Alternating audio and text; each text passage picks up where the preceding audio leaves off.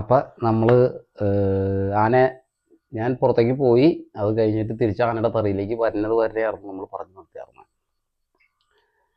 അപ്പോൾ പിറ്റേ ദിവസം രാവിലെ ഞാൻ ആനയുടെ അടുത്തേക്ക് പോയില്ല. ആന സാധാരണ പട്ടത്തിൽ നിന്ന് ഇങ്ങനെ പട്ടത്ത് കൊടുത്ത് നിർത്ത് ആന അങ്ങനെ നിൽക്കുക. അപ്പോൾ രാത്രി ഞാൻ എത്തിയത്. അത് കഴിഞ്ഞ് പിന്നെ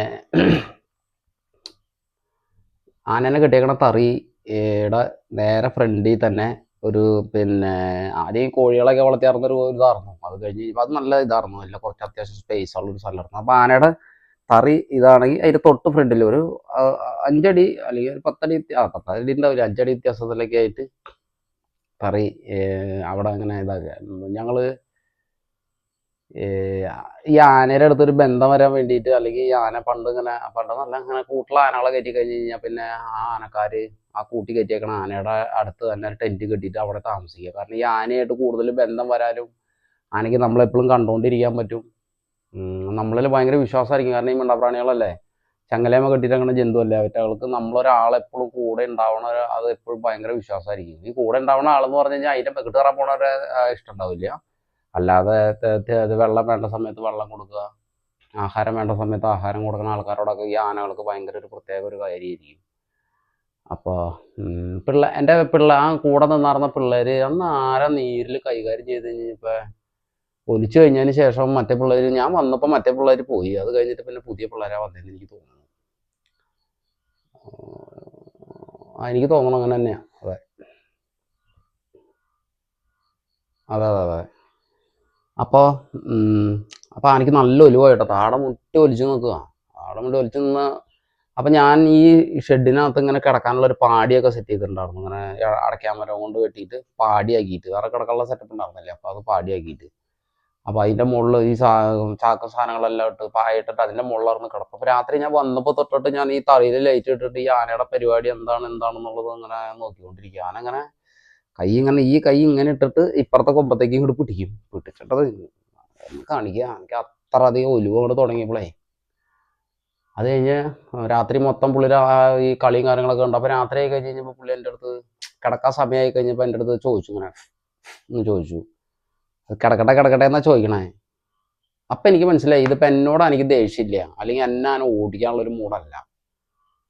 എന്നെ ഓടിക്കാനുള്ള മൂടാണെങ്കിൽ വന്നപ്പോൾ തന്നെ ഓടിച്ചത്. പിന്നെ ഞാൻ നമ്മൾ ഇത്ര ദിവസം മാറി നിന്നൊരു ആന നീരിൽ ഒലിച്ച് നിൽക്കണം, പിന്നെ ഒരു ഇതും ഇല്ലാതെ ചെന്നിട്ട് അതിൻ്റെ അടുത്തേക്ക് കയറി ചെല്ലേ, അല്ലെങ്കിൽ അതിൻ്റെ അടുത്ത് വിശേഷം പുതുക്കാനൊക്കെ ചെന്ന് കഴിഞ്ഞ് കഴിഞ്ഞാൽ ഊരം അറിയും. നാടനാനകൾ നമ്മൾ സൂക്ഷിച്ച് കൈകാര്യം ചെയ്യേണ്ട ഒരു ആനയാണ്. ബീഹാർ ആന മോശമൊന്നുമില്ല കേട്ടോ, എല്ലാം കണക്ക് തന്നെ. എന്നാലും ഒലിവ് സമയങ്ങളിൽ ഈ നാടനാന കുറച്ചും കൂടി ഒരു ഇതായിരിക്കും. ബീഹാർ ആനകളൊക്കെ ഞാൻ കണ്ടേക്കണത് എങ്ങനെയാണെന്ന് വെച്ച് കഴിഞ്ഞാൽ, നമ്മൾ വരണേക്ക് മുന്നേ തന്നെ പട്ടയൊക്കെ എടുത്ത് എറിയും. പിന്നെ നമ്മളെ കാണുമ്പോഴത്തേക്കും ഭയങ്കരമായിട്ട് ആക്രമണങ്ങൾ ഭയങ്കരമായിട്ട് കാണിക്കും. പക്ഷേ നാടനാനകൾ അങ്ങനെ ഫയർ ചെയ്യാൻ നിൽക്കില്ല. ആന പമ്മി നിൽക്കും, അടുത്തേക്ക് ഇങ്ങോട്ട് വരട്ടെ, അടുത്തേക്ക് വന്നു കഴിഞ്ഞാൽ കൈ കിട്ടുന്ന രീതിക്കാണെന്നുണ്ടെങ്കിൽ ചെയ്യുവാന. അപ്പം ഞാൻ തലേദിവസം ഇതിൻ്റെ എല്ലാം കഴിഞ്ഞ് ഞാൻ കിടന്നോളാൻ പറഞ്ഞു. ഞാനടുത്ത് കിടന്നോന്ന് പറഞ്ഞു. കിടന്നുറങ്ങി കൂട്ടാൻ നടക്കുന്നില്ല, കിടന്നോളാൻ പറഞ്ഞു. അപ്പോൾ പൂരപ്പറമ്പിലൊക്കെ അങ്ങനെ പോയാലും കിടന്നോളാൻ പറഞ്ഞ അപ്പാന കിടക്കും. ഞാനൊരു പായ ഇങ്ങനെ വിരിച്ച് കഴിഞ്ഞ് കഴിഞ്ഞാൽ, പായ വിരിച്ചിട്ട് ഞാൻ അവിടെ അങ്ങനെ കിടന്നിട്ട് ഞാൻ ഇങ്ങനെ കുറച്ച് നേരം ഇങ്ങനെ നോക്കി നിൽക്കുമ്പോൾ ആന പട്ടത്തീറ്റൊക്കെ നിർത്തിയിട്ട് ആന ഇങ്ങനെ ഈ പട്ടയൊക്കെ എടുത്തിട്ട് അങ്ങോട്ടും ഇങ്ങോട്ടൊക്കെ മാറ്റി വയ്ക്കും. അതുപോലെ തന്നെ ഞാൻ ആ പട്ട എടുത്തു കുറച്ച് അങ്ങോട്ട് മാറ്റി വെച്ചു, കുറച്ച് മറ്റേ തലപ്പൊക്കെ ഉണ്ടായിരുന്നു ബാക്കിലേക്ക് ഇട്ടു. എന്നിട്ട് എല്ലാം കാലുകൊണ്ട് തട്ടി ലെവലാക്കി. അത് നാടനാനകളുടെ ഒരു പ്രത്യേകതയാണ്. അത് ഈ ആനകളെ കൈകാര്യം ചെയ്യണ പിള്ളേർ സെറ്റുകളൊക്കെ പറയുന്നത് ശ്രദ്ധിച്ച് നോക്കിയൊക്കെ മനസ്സിലാവും. ആനകൾ പട്ടകൾ തട്ടി നീക്കി ലെവലാക്കി നിർത്തുന്നത് എന്തിനാന്ന് വെച്ച് കഴിഞ്ഞാൽ അവർക്ക് കിടക്കണം. അത് കിടക്കാമെന്ന് എനിക്ക് കിടക്കണമെന്ന് വായ തുറന്ന് പറയാൻ പറ്റില്ല. ആനകൾ സിഗ്നൽ ഇങ്ങനെ കാണിക്കുകയും ചെയ്യുക. അതൊക്കെ നമുക്ക് മനസ്സിലാവണമെന്നുണ്ടെങ്കിൽ കുറേ വർഷങ്ങൾ എക്സ്പീരിയൻസ് ആകുമ്പോൾ അതൊക്കെ നമുക്ക് മനസ്സിലാവുള്ളൂ. കിടന്നോളാൻ പറഞ്ഞു. ഞാൻ നോക്കിയപ്പോൾ ആന സുഖമായിട്ട് കിടന്ന് ഉറങ്ങി. അപ്പോൾ ഞാനിതാക്കി രാവിലെ ഒരു 7 മണിയായപ്പോൾ എനിക്ക് നല്ല തറിയും. അപ്പോൾ ഇത് ഒന്നേ തൊട്ട് തുടങ്ങണം. നമുക്കിതിൻ്റെ സിസ്റ്റങ്ങൾ എവിടെ കിടക്കണമെന്ന് അറിയില്ലല്ലോ. നീരിലാണെങ്കിലും ആന എങ്ങനെ ഏത് രീതിക്ക് എങ്ങനെ ഇതിനെ കൈകാര്യം ചെയ്യണം നമുക്ക് അറിയാൻ കൊള്ളാം. എന്നാലും ഞാൻ സേഫ്റ്റിക്കുള്ള കാര്യങ്ങളൊക്കെ ആദ്യം തന്നെ ചെയ്തു. രാവിലെ തന്നെ തറിയൊക്കെ നന്നാക്കി. തറി നന്നാക്കാൻ ചെന്നപ്പോൾ ആന കുഴപ്പമൊന്നുമില്ല, നല്ലൊരു വിശ്വാസക്കുറവ്. എന്നാലും ഞാൻ ആനേനോട് സൈഡിലേക്ക് ഇങ്ങോട്ട് കയറി നിൽക്കാൻ പറഞ്ഞു. അപ്പോൾ ആന ഒന്ന് ഇതാക്കി നിന്നു. അപ്പോൾ ഞാൻ ഒരു 2 പാക്കറ്റ് ബിസ്ക്കറ്റ് മേടിച്ച് വെച്ചിട്ടുണ്ടായിരുന്നു. പിന്നെ രാവിലെ ചായ കുടിക്കുമ്പോൾ 2 പാക്കറ്റ് ബിസ്ക്കറ്റ് ചുമ്മാ മേടിച്ചതാവുന്നു. എന്തെങ്കിലും നമുക്ക് തറി നന്നാക്കാൻ പറ്റിയില്ലെങ്കിൽ ഒരു ഓപ്ഷനാണ് അത് അതിന് വേണ്ടിയിട്ട്.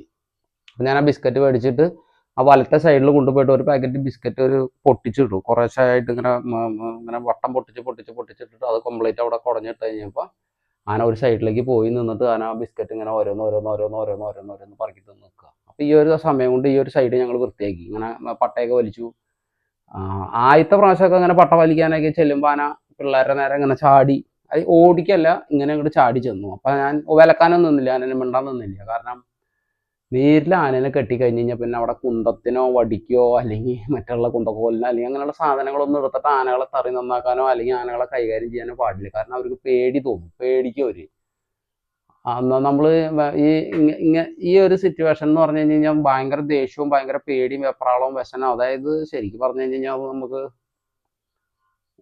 അതൊരു ഭയങ്കര ഒരു ഇതാണ് മതപ്പാട് സമയം എന്ന് പറഞ്ഞു കഴിഞ്ഞാൽ ആനകൾക്ക് അത്ര ഇറിറ്റേഷനായിട്ട് നിൽക്കുന്ന സമയമാണ് അവർ. അപ്പം ഈ പ്രായം കൂടുന്തോറും ഈ വാശി കൂടിക്കൊണ്ടിരിക്കും. അങ്ങനെ ഒരു സൈഡ് തറയൊക്കെ വൃത്തിയാക്കി, രണ്ടാം സൈഡ് ഇങ്ങോട്ട് കയറ്റി നിർത്തി. ആ സൈഡും ഇതേപോലെ തന്നെ കുറച്ച് ബിസ്ക്കറ്റൊക്കെ ഇട്ടിട്ട് അതൊക്കെ വൃത്തിയാക്കി. പിന്നെ ഞാൻ ഒരു കയറും കൂടി എക്സ്ട്രാ അമരത്ത് ഇട്ട് കൊടുത്തു. കാരണം എനിക്കൊരു ചെറിയൊരു വിശ്വാസക്കുറവ് തോന്നിയപ്പോൾ ഞാൻ ഒരു കയറും കൂടി ഇട്ട് കൊടുത്തു. ഒരു കയറിട്ടിട്ട് ആ കയറ് നമ്മുടെ കുറ്റിയുമ്പോൾ ചുറ്റിയിട്ട് അത് നേരെ അടുത്തുള്ള ഒരു തെങ്ങിൻ്റെ അപ്പുറത്ത് തന്നെ തൊട്ട് ബാക്കിൽ കുറച്ച് നീങ്ങിയിട്ട് ഒരു തെങ്ങുണ്ട്, ആ തെങ്ങുമ്പോൾ കെട്ടി ഉറപ്പിക്കും. അതെന്തിനാന്ന് വെച്ച് കഴിഞ്ഞ് കഴിഞ്ഞാൽ നമുക്ക് ഈ തറയൊക്കെ നന്നാക്കാൻ വരുന്ന സമയത്ത് ആന നമ്മുടെ അടുത്ത് ചാർജ് ചെയ്യുകയാണെങ്കിൽ നമ്മൾ മെല്ലെ കയറുമ്പോൾ പിടിച്ചിട്ട് ഇങ്ങോട്ട് ബാക്കിലേക്ക് ഇറക്കി നിന്ന് നിൽക്കണ ആനകളുണ്ട്. ചില ആനകളൊന്നും ഇറക്കി നിൽക്കാൻ പോയിട്ട് ആ നാടയാമരം അവിടെ നിന്ന് ഇളക്ക പോലും ഇല്ല. ചില ആനേനൊക്കെ അടുപ്പിക്കാനും ടൈറ്റാക്കാനൊക്കെ ഭയങ്കര പാടാണ്. അതൊക്കെ നമ്മൾ ആനകളെ നോക്കിയിട്ട് വേണം അത് ഓരോന്നും ബന്ധോസ് ആനയ്ക്ക് വെക്കാൻ. അതായത് രോഗത്തിനനുസരിച്ചിട്ടുള്ള അല്ലെങ്കിൽ എന്താണ് അവരുടെ പ്രശ്നം അതനുസരിച്ചിട്ടുള്ള കൈകാര്യമാണ് നമ്മൾ ചെയ്യാൻ. ഈ ആനയ്ക്ക് ചെയ്തുകൊണ്ടിരുന്നത് ഇങ്ങനെയാണ്. കയറൊരെണ്ണെടുത്തിട്ട് ആനയ്ക്ക് ഒരു വിഷയമല്ല. അന്ന് എന്നെ ഓടിക്കണില്ല, അന്ന് എനിക്ക് താഴെ മുട്ടി ഒലിയുക, എന്നെ ആന ഓടിക്കണില്ല. എന്തായാലും ഞാൻ അങ്ങനെ ബന്ധോസൊക്കെ ആക്കി നിർത്തി. അത് കഴിഞ്ഞ് ബാറ് ജങ്ങലയുണ്ട്, ഫ്രണ്ടിലേക്ക് വലിച്ചു കെട്ടിയേക്കണ ബാറ് ജങ്ങലയുണ്ട്. ആ ബാറ് ജങ്ങലയുടെ ഉള്ളിലേക്കൂടെ ഒരു കയറ് കെട്ടിയിട്ട് ഇങ്ങനെ ഒരു കയറ് എടുക്കുമ്പോൾ അതിങ്ങനെ റൗണ്ട് ആക്കും. അത് കെട്ടി ഉറപ്പിച്ച് ടൈറ്റ് ആക്കില്ല. അതിങ്ങനെ തന്നെ ആ കയറിൻ്റെ ഉള്ളിലേക്കൂടെ എടുത്തിട്ട് നമ്മളത് കെട്ടി ഈ കയറ് ഇങ്ങനെ ഓടി കളിക്കണം അങ്ങോട്ടും ഇങ്ങോട്ടും. അതായത് നമ്മൾ ഇവിടുന്ന് ഇങ്ങനെ ഒരു വലി വലിച്ചു കഴിഞ്ഞാൽ കയറ് നേരെ പോയിട്ട് നടയുടെ അവിടേക്ക് കെട്ടും. അപ്പം ഞങ്ങൾ എന്ത് ചെയ്യാന്ന് വെച്ച് കഴിഞ്ഞാൽ ഈ ബിസ്ക്കറ്റ് ഇട്ട് കൊടുത്ത ആന ഒരു സൈഡിലേക്ക് അടുത്ത് നിൽക്കുന്ന സമയത്ത് ഈ കയറ് മെല്ലെ കൊണ്ടുപോയിട്ട് അത് ആനയുടെ കയ്യിൽ പെടാണ്ട് കൊണ്ടുപോകണം. ആന കയറൊക്കെ വലിച്ചെടുക്കാനൊക്കെ ശ്രമിക്കും. അപ്പം അത് ഒറ്റയടിക്ക് ആനയുടെ നടയുടെ അവിടേക്ക് ഇട്ട് കൊടുക്കില്ല. അതിങ്ങനെ വലിച്ചു വെച്ചിട്ട് ആ കയറ് കൊണ്ടുപോയി ഏതെങ്കിലും ഒരു തെങ്ങുമ്മ അല്ലെങ്കിൽ അവിടെ ഒരു സൈഡ് തെങ്ങും പിന്നെ ഒരു സൈഡ് ഒരു അടയ്ക്കാമരം ഉണ്ടായിരുന്നു, അവിടെ കൊണ്ട് ആദ്യം ചുറ്റി കെട്ടും. ചുറ്റി കെട്ടി വെച്ച് ഇതെല്ലാം കഴിഞ്ഞതിന് ശേഷമാണ് കയറ് ഇങ്ങോട്ട് വലിക്കുകയുള്ളൂ. അപ്പോൾ ഈ കയറ് ഇങ്ങോട്ട് വലിച്ചു കഴിഞ്ഞ് കഴിഞ്ഞാൽ നേരെ ഇത് നടയുടെ അവിടേക്ക് വന്നു. അപ്പോൾ ഇത് ഇങ്ങോട്ട് വലിച്ചു കഴിഞ്ഞ് കഴിഞ്ഞാൽ അപ്പോൾ ആന ഇങ്ങനെ നിൽക്കണ ആനേനെ ഈ ഇങ്ങനെ കയറ്റി നിർത്തണം. അത് ഈ ഒരു സൈഡിലേക്ക് ഇങ്ങനെ കയറ്റി നിർത്തി കഴിഞ്ഞാൽ പിന്നെ ആനയ്ക്ക് ഇങ്ങോട്ട് വരാൻ പറ്റില്ല. ഇത് കുന്തവും വടിയും കാര്യങ്ങളൊന്നും എടുത്തിട്ട് ചെയ്യാൻ പറ്റില്ല കേട്ടോ. അപ്പോൾ അവിടെ കെട്ടി ഉറപ്പിക്കുക. അപ്പോൾ പെട്ടെന്ന് ആനയ്ക്ക് തിരിഞ്ഞ് വരാൻ പറ്റില്ല എന്നൊരു ധൈര്യത്തിൽ നമുക്ക് തറയൊക്കെ വൃത്തിയാക്കാൻ പറ്റും. അങ്ങനെ തറയൊക്കെ വൃത്തിയാക്കും. ഞങ്ങളവിടെ ആ തറയിൽ എന്ന് പറഞ്ഞു കഴിഞ്ഞാൽ അമരം നിൽക്കണ ഭാഗം കല്ലടക്കണം, കല്ല്. പിന്നെ നട നിൽക്കണ ഭാഗവും ആനയ്ക്ക് കിടക്കണ ഭാഗം കംപ്ലീറ്റ് മണലാണ്, നല്ല പുഴ മണൽ. അന്നെങ്ങാണ്ട് ഭയങ്കര പൈസ ഇതിന്, അങ്ങാണ്ട് 50,000 രൂപ എങ്ങാണ്ടാന്ന് തോന്നുന്നുണ്ട്. ഒറ്റ ട്രിപ്പ് തറയിൽ മണലടിക്കാൻ ചിലവാകും 50,000 രൂപ. ആ വക കാര്യത്തിൽ ആനേനെ നോക്കാനും അവർ ആനയെ നോക്കി വളരെ ഭംഗിയായിട്ട് ആന നോക്കുന്ന ആൾക്കാരാണ്. അതൊക്കെ എന്ത് പറഞ്ഞാലും ചെയ്തു തരും. ചേട്ടാ ഇന്ന കാര്യം വേണമെന്ന് പറഞ്ഞാൽ ചെയ്തു തരും.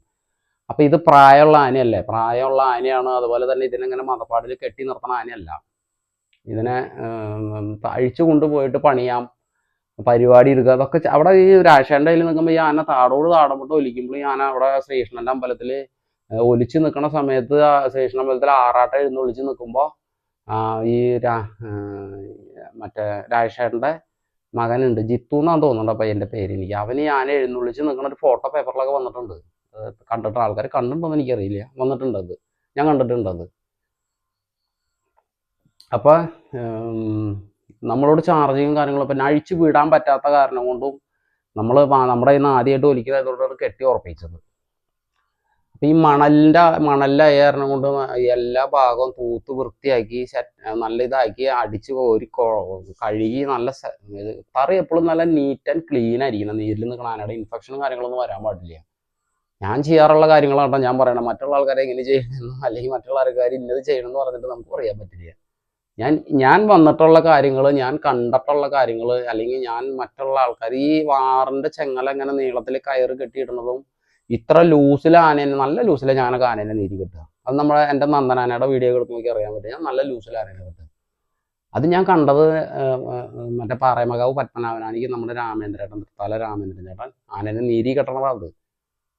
ചിലപ്പോൾ രാമേന്ദ്രൻ ചേട്ടൻ ഈ വീഡിയോ കാണുമ്പോഴായിരിക്കും ഇതൊക്കെ എൻ്റെ ഇത് ഒരു മോഷ്ടിച്ചിട്ടുണ്ടോ ഇതാണല്ലോ എന്ന് എനിക്ക് തോന്നരുതില്ല. അതുകൊണ്ട് പുള്ളി ചെയ്തുകൊണ്ടിരുന്ന കാര്യം ഇതൊക്കെ എനിക്കത് കണ്ടപ്പോൾ ഇത് നല്ല പരിപാടിയുള്ള ആനേനെ ഒരു സൈഡിലേക്ക് നല്ല ലൂസാക്കി നിർത്തിയിട്ട് ആനേനെ ഒരു സൈഡിലേക്ക് വിളിച്ച് കയറ്റി നിർത്തി ആ സൈഡ് തറയൊക്കെ വൃത്തിയാക്കി എന്നിട്ട് നമ്മുടെ ആവശ്യം കഴിഞ്ഞാൽ ആനേനെ പിന്നെ അയച്ചു വിടുകയാണ്. നല്ല നീളത്തിൽ നിന്ന് ചങ്ങല നീളത്തിലൊക്കെയാണ് ആനേനെ നീരി കിട്ടുന്നത്.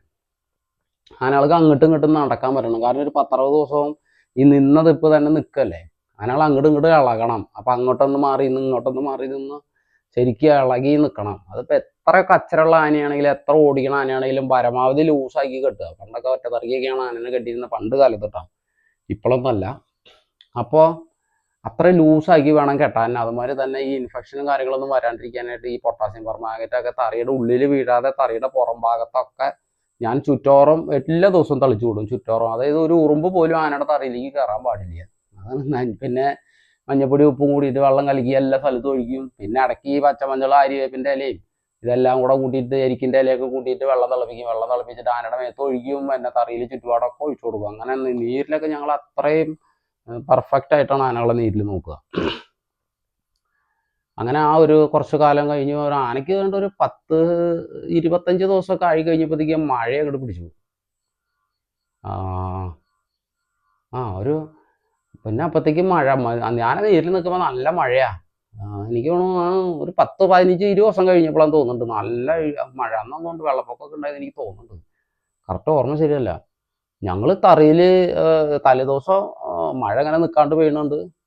ഞങ്ങൾ തറയിലെ പണിയും കാര്യങ്ങളൊക്കെ കഴിച്ചിട്ട് പോയി മറ്റേ ഭക്ഷണമൊക്കെ ഞങ്ങൾ വെച്ച് കഴിക്കുകയാണ്. എന്നിട്ട് സാധനങ്ങളൊക്കെ മേടിച്ചിട്ട് വന്നിട്ട് ഭക്ഷണം കഴിക്കാൻ നേരത്തിപ്പോൾ മഴ ഇങ്ങനെ നിൽക്കണില്ലേ. മഴ ഇങ്ങനെ നിൽക്കുമ്പോൾ ഞാൻ പിള്ളേരോട് പറഞ്ഞിട്ട് മഴ നിന്ന പാടത്ത് വെള്ളം കയറി നമ്മൾ പെടുവോ, നമുക്ക് പണി കിട്ടുമോ? ആന നീരിലെ നിൽക്കണേ, അയച്ചുകൊണ്ട് പോകാൻ പോലും പറ്റില്ല, വേറൊരു സ്ഥലത്തേക്ക് മാറ്റി നിർത്താനും പറ്റില്ല. അപ്പോൾ പറഞ്ഞു ഇങ്ങോട്ടൊന്നും വെള്ളം കയറില്ല ചേട്ടാ, അങ്ങനെയൊന്നും വെള്ളം കയറുന്ന സ്ഥലവും നല്ലത് കയറില്ലായിരിക്കും എന്ന് പറഞ്ഞു.